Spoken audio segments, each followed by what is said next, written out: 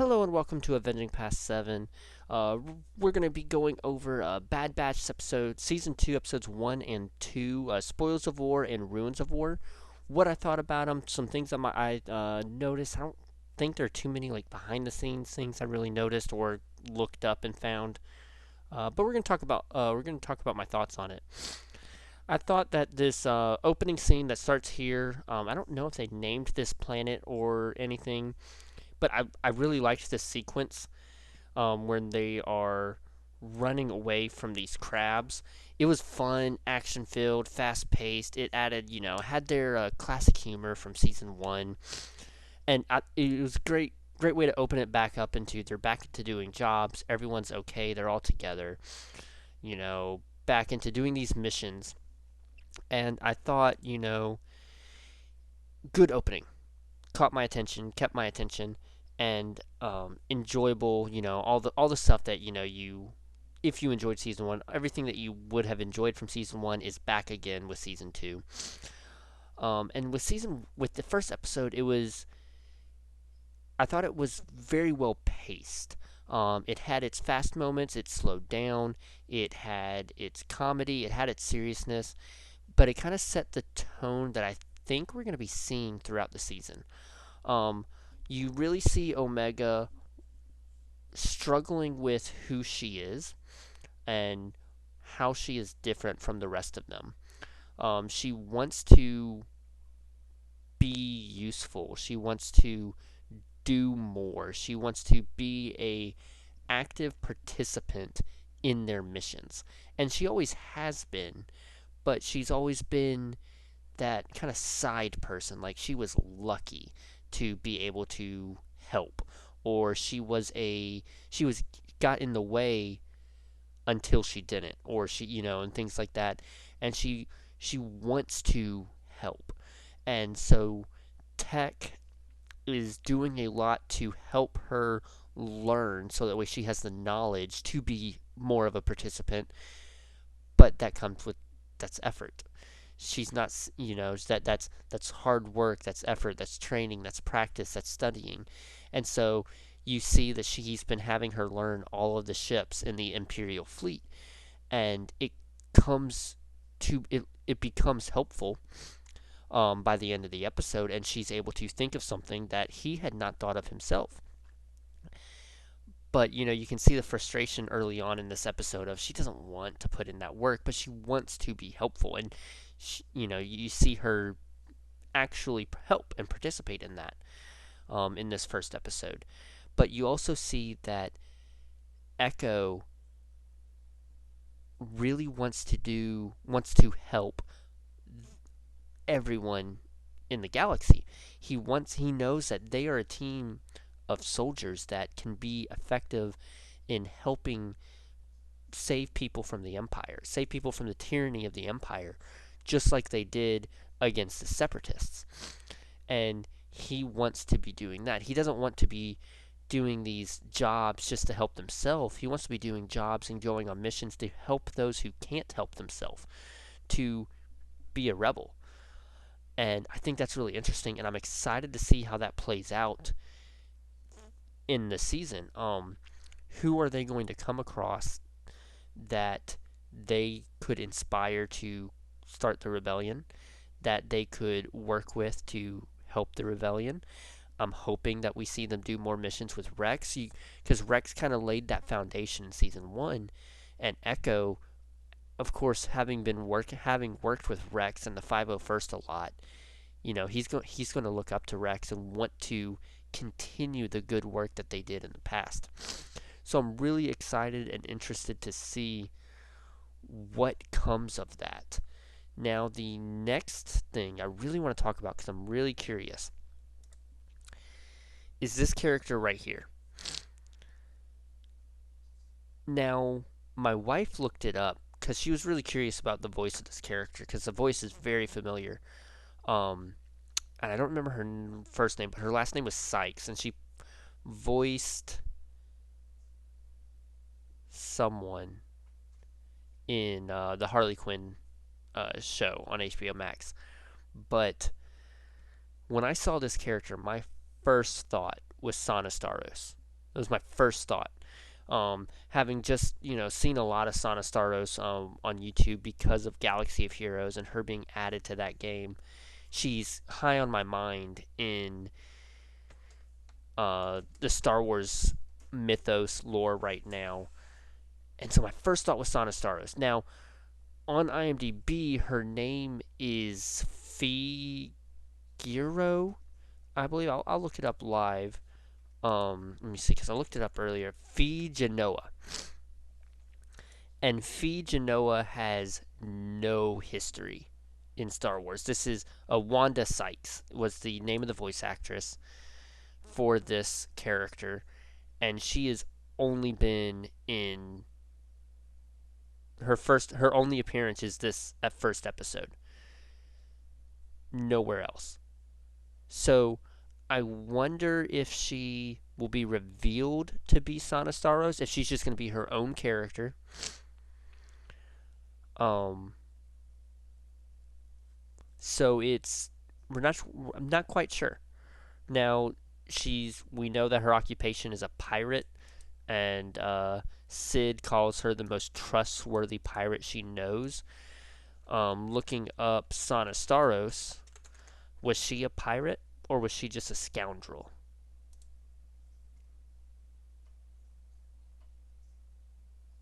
Let's see. Known as a scoundrel.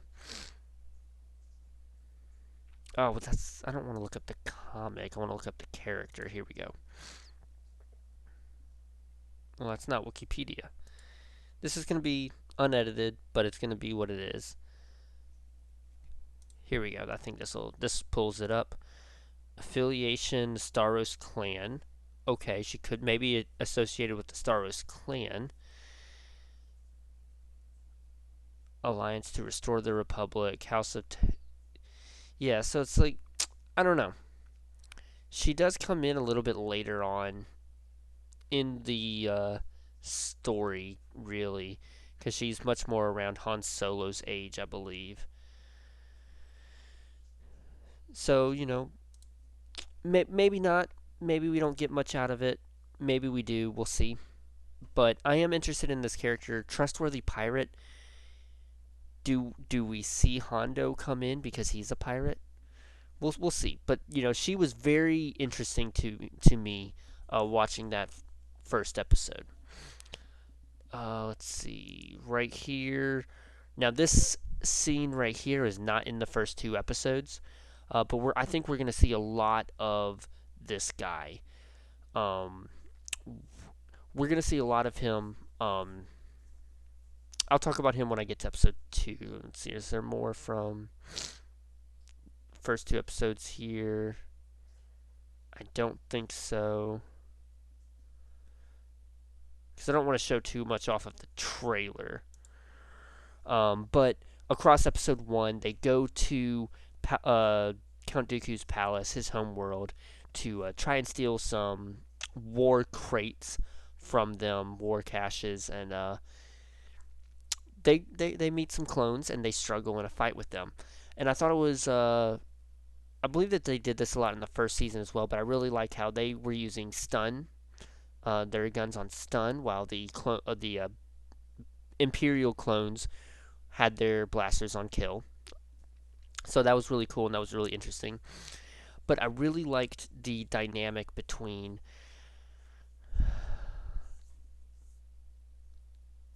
as the name just gets away from me, Omega. I really liked the dynamic between Omega and Echo, and Omega really wanting to prove herself that she can help complete these missions, that she can be a useful part of the team. Across these two episodes, her drive to completing the mission successfully, even though they came across so many hardships. I'm really excited to see where that takes her. Echo learning that even though their life is different, so much different now than it was before, and they have this child that they have to protect, and that hinders them sometimes, that it's still worth it. There's still good that they can do for those in the galaxy. They just have to find the right way to do it. they have to work together. They have to support each other. I think that's really cool. And I think we're going to learn a lot about the team and their relationships to each other this season.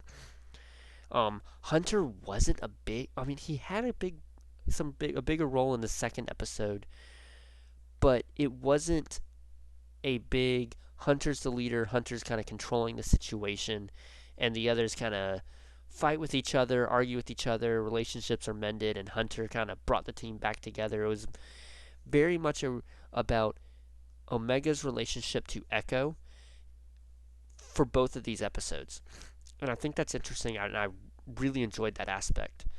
Um, in the second episode, Hunter and Wrecker were separated from the rest of the team as they fight off the clones.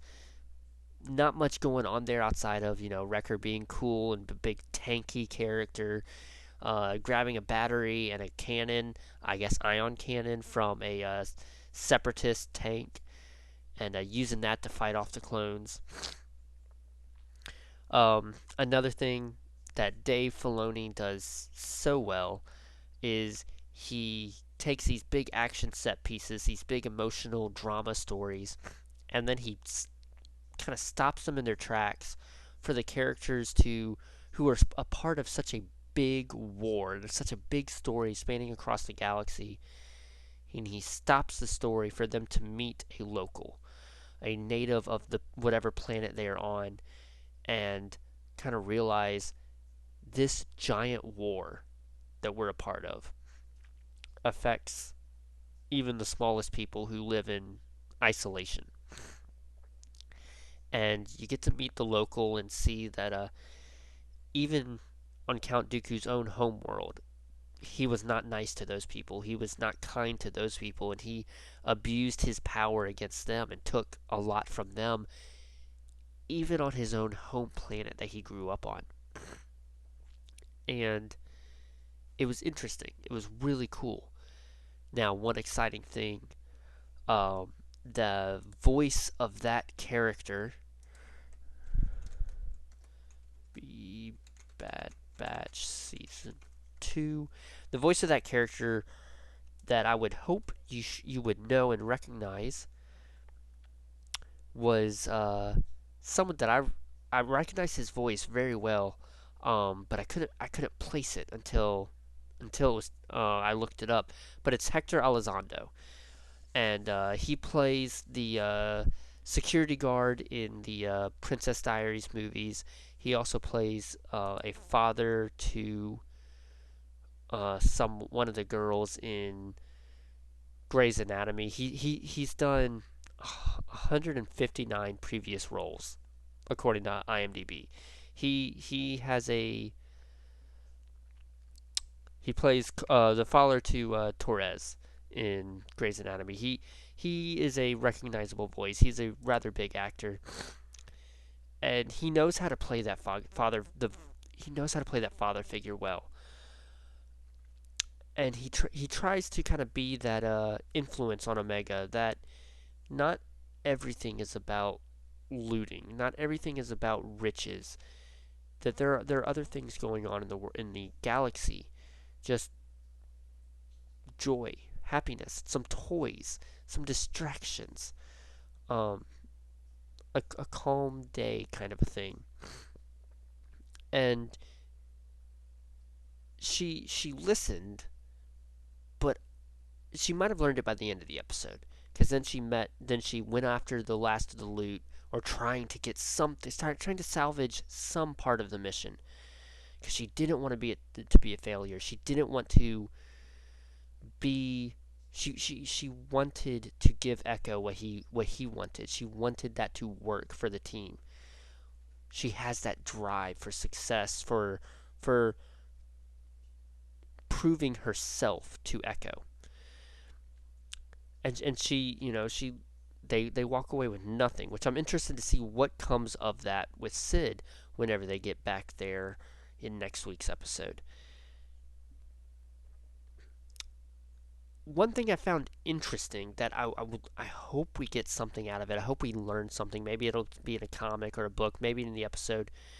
But a lot of their armor. Let me see if I can find a good shot of it. I don't. You can kind of see it here. Now, Echo has a lot of red on him, but Wrecker has like this lighter color right there. You can see this orange on Tech. They have a lot more of this orange, let's see, lighter orange color on them, which I thought was interesting, and I don't know where that's coming from because I really liked the dark gray, the black and red look. So I'm curious what is influencing this yellowish, orangey, lighter color look on their armor. Is it because I don't remember the uh, number, but Cody wore orange and Kenobi's troops had the orange coloring. 99 Clone Force 99 was this red and dark red and gray color scheme. So I hope we get to learn something about their armor. Um, and we don't learn anything about Crosshair. Now, at the end of the episode, an end of the second episode, let's see, that's Crosshair, and I'm not sure who that is. Let me see if I can find it again because I had it earlier right here. Um, the clone commander and this Imperial officer meet, and we learn that, and then the Imperials learn that Clone Force 99 is still alive. They did not die on Kamino like the Imperial Empire thought. So this guy kills the clone officer, the clone commander, to try and keep that secret going because he does not want Tarkin to learn that they failed and 99 is still alive. So we're going to be getting a lot with him, and I'm sure Tarkin is going to learn that Clone Force 99 is around. Now we do have some Ralph McQuarrie clone trooper designs right here, and so that's really cool. Or I guess stormtrooper designs, showing the shift between clones and stormtroopers. And to show that Ralph McQuarrie design, I think is a really nice nod and Easter egg to his original artwork for Star Wars.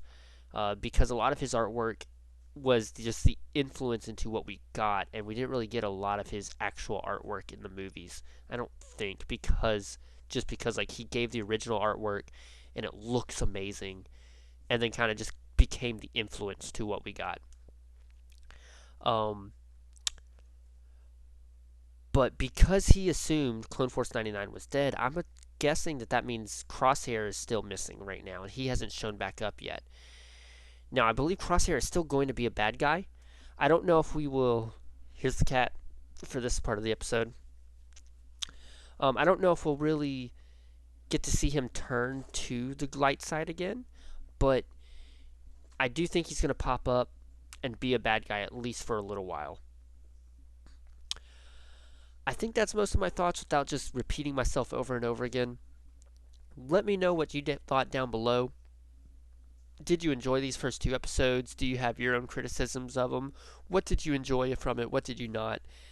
I'm excited to hear your thoughts on them. I really enjoyed these first two episodes, and I know I'm going to be looking forward to Wednesdays for the next however many weeks or months that they have this show planned out, because I'm all down for Clone Wars animation style, continuing that story. Y'all have a great day. I will see you tomorrow, and may the Force be with you.